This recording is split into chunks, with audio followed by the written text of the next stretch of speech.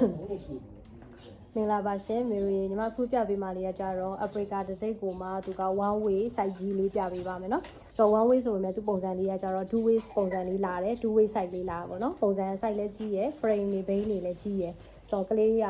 လာတာကနေစပြီးတော့9နှစ်6နှစ်လောက်ထိ AC သုံးလို့ရတဲ့ site လေးနော်အယောင်သွေးလည်းကောင်းပါတယ်အဲ့ဒါကြီးမားမရှိဘူးဒါလေးညီမအသေးစိတ်လေးပြပေးပါမယ်ရှင်ဒါတော့အခုခောက်ထားတဲ့ပုံစံဆိုတော့စပြီးဖွင့်မယ်ဆိုရင်တော့ညီမတို့ဒီလက်ကင်ကပူတုံးလေးကိုပေါ့နော်မလက်ကင်ပူတုံးလေးကိုညှစ်မယ်ညှစ်ပြီးတော့ဒီလိုလေးဆွဲဖွင့်လိုက်ရုံပဲအဖွင့်ပိတ်လည်းအားလုံး okay လည်းညှစ်သားတယ်ပေါ့နော်ဒါဆိုအတွင်းအခင်းပုံစံအတွင်းအခင်းကတော့ဒီမှာအနက်ရောင်ရှိမယ်ပြီးလို့ရှိရင်တော့ကပတ်ကျိုးကွာကျိုးတွေအပြည့်စုံပါမယ်ကပတ်ကျိုးကွာကျိုးတော့ပါပခုံးကျိုးတော့မပါဘူးပေါ့နော်ပခုံးကျိုးကတော့သူ့ original မှာတော့ရှိလိမ့်မယ်ဒီမှာတော့မပါလာတော့ဘူးပေါ့နော်နောက်ရှေ့လက်ကင်တန်းလေးပါမယ်ရှေ့လက်ကင်တန်းနဲ့ကပတ်ကျိုးပါတယ်ဆိုရင်တော့တော်တော်လေးလုံလောက်ပါတယ်ကလေးအတွက် safe ဖြစ်ပါတယ်နော်နောက်ဒါကြတော့သူအခင်းပုံစံအခင်းလေးလည်းကောင်းတယ်ပြဲတာနာတာမရှိဘူးပေါ်တာမရှိဘူးဒီမှာ6တောက်ဆန့်ဖို့အတွက်ချောင်းလေးလည်းဆွဲထုတ်ရတယ်ဒါလေးဆွဲထုတ်ထားရင်ကလေးလေးက6တောက်လေးဆန့်ပြီးတော့အိတ်လို့ရတယ်ပေါ့နော်အိတ်တဲ့အချိန်လည်းအဆင်ပြေတယ်ဒီမှာရှေ့ဘိန်းတွေ360လဲတယ်ဘိန်းညာကွေ့ okay တယ်ဘိန်းလုံးတွေလည်းကြီးတယ်ဘိန်းလုံးတွေဆိုဒါဆိုလို့ရှိရင်6လက်မဆိုင်လောက်ရှိမယ်နော်ဒီမှာ frame တွေပါလည်းတောင်းတယ်အောက်ခံပစ္စည်းထည့်တဲ့ချင်းတော့မပါဘူးနောက်ဘိန်းနဲ့ brake တွေလည်းပါမယ်ဒါကြတော့ jaw bed လှန်ချတဲ့ပုံစံလေးရကြတော့ဒီကသူကဘာကယ်လေးနဲ့ဒီလိုကပတ်ကျိုးလေးနဲ့ပေါ့နော်ကျိုးအတိုးလျှော့လုပ်လို့ရတယ်အခုဒါနောက်ဆုံးလှန်ချထားတဲ့ပုံစံလေးနောက်ဆုံးလှန်ချထားတဲ့ပုံစံခက်လျှော့လေးပေါ့ပက်လက်နေထားတော့မဟုတ်ဘူးဒီလိုခက်လျှော့လေးဆိုတော့ကလေးလေးက4လပေါ့နော်3လ4လပေါ့အဲ့ဒီရွယ်ဆိုရင်စပြီးသုံးလို့ရပါပြီအဲ့ဒီကနေစပြီးတော့9နှစ်လောက်ထိအောင် AC သုံးလို့ရတယ်9နှစ်6နှစ်လောက်ထိ AC သုံးလို့ရတယ်ပြန်ပြီးထောင်မှတ်မယ်ဆိုရင်တော့ဒီဘက်ကပတ်ကျိုးလေးကိုတင်းတင်းလေးပြန်ဆွဲလိုက်ပေါ့နော်ကပတ်ကျိုးလေးတင်းတင်းလေးဆွဲရင်ထောင်မှတ်မယ်လိုလေးဟိုရှိုးလိုက်လို့ရှိရင်ခက်လျှော့လေးကျသွားမယ်ပေါ့အဲ့လိုပုံစံလေးသွားတယ်ပြဲတာဘာညာမရှိဘူးเนาะ frame တွေပါရင်လည်းအကုန်လုံးကောင်းပါတယ်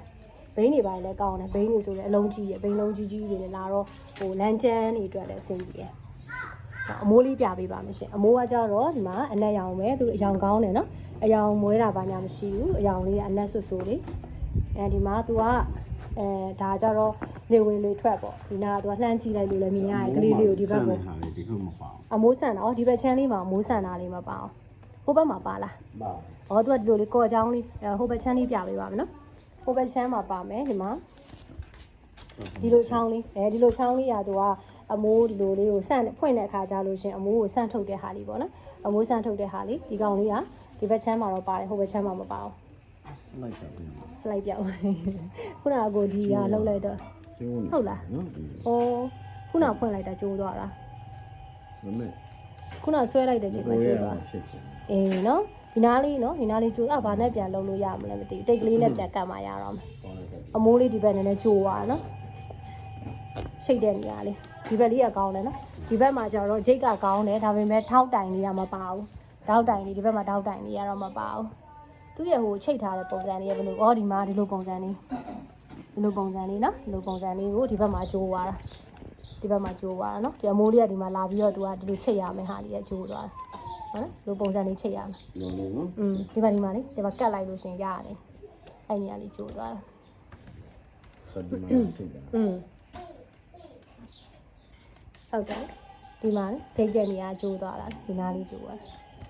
ဒီလိုပုံစံလေးဒါလေးကိုတေချာလေးတော့ကော်လေးနဲ့ပြန်ကတ်မှရအောင်နော်တစ်ချက်ဖွင့်ကြပါအမိုးလေးဖွင့်ကြပါဒီလိုနိအမိုးလေးကဖွင့်လိုက်မယ်ဆိုရင်တော့ဒီလိုလေးတေချာလေးဒီညားလေးကိုပြန်ပြီးတော့တန်လိုက်မယ်ဆိုရင်တေချာလေးတင်လိုက်မယ်ဆိုရင်ဒီလိုလေးလုံးကိုင်လေးထားပါလို့ဆက်လိုက်လိုလေးပေါ့နော်လုံးလေးလိုလေးဖြစ်မယ်ဒါမိုးပုံစံလေးပေါ့နော်ဒါနောက်ဖက်ပုံစံလေးနောက်ဖက်မိုးပုံစံလေးပါအဲ့နေရာလေးကိုတော့နည်းနည်းလေးကတ်ပေးလိုက်ပဲဒီသုံးလို့ရအောင်ပေါ့နော်အမိုးပုံစံလေးကိုတော့တေချာလေးလုပ်ပေးလိုက်ပါမယ်ဒီဘက်တောင်းကတော့မရှိတော့ထည့်လို့မရအောင်ဟိုဘက်ကလေးကိုတော့တေချာလေးကတ်ပြီးတော့ခြိပေးရင်တော့ရတယ်တေချာလေးကတ်ပြီးတော့အသေးခြိလိုက်မယ်ဆိုရင်တော့ရတယ်ဒီကောင်လေးကိုလေဒီကောင်နဲ့ဒီ frame နဲ့ဒီဒါကကျတော့ tan frame ဒါကကျတော့ layer